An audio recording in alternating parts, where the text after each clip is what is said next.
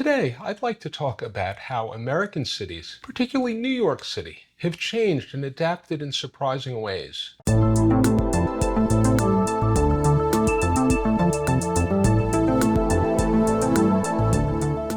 Hi everyone, this is Alan Rosinski of Metro Manhattan Office Space. Good afternoon. Yet it's clear the revival of New York isn't uniform across all areas. The difference is striking. Residential and mixed-use neighborhoods are thriving, while traditional business districts remain quieter.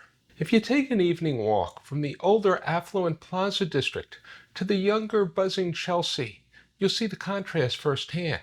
The pandemic changed our work lives, pushing us from office to home setups. And guess what? That changed everything. Residential and mixed-use neighborhoods are doing well, with lots of activity in shops, restaurants, and in gyms.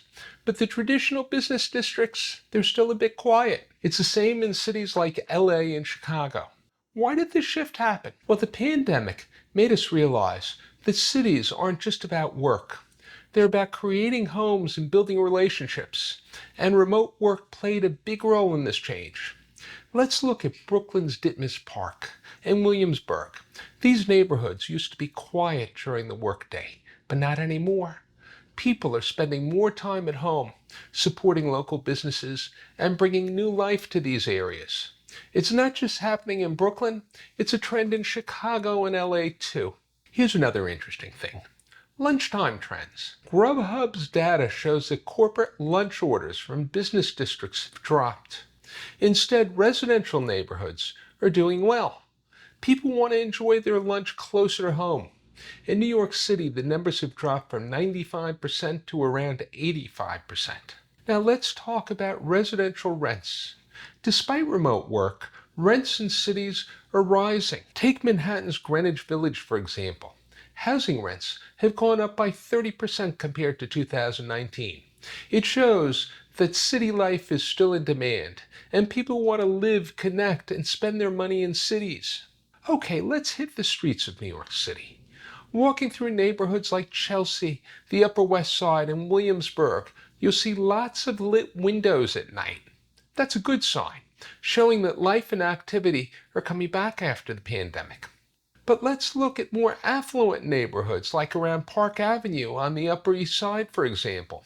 You'll notice more apartment windows are dark, generally quieter atmosphere. These areas have been slower to recover, maybe because of remote work and the fact that high net worth residents have moved to places like Florida to benefit from lower taxes. It's quite different from the faster revival in other parts of New York City. Speaking of revival, SoHo and the Flatiron district are good examples. They're coming back to life thanks to new construction and younger residents bringing energy to these neighborhoods. But not every neighborhood is recovering like that.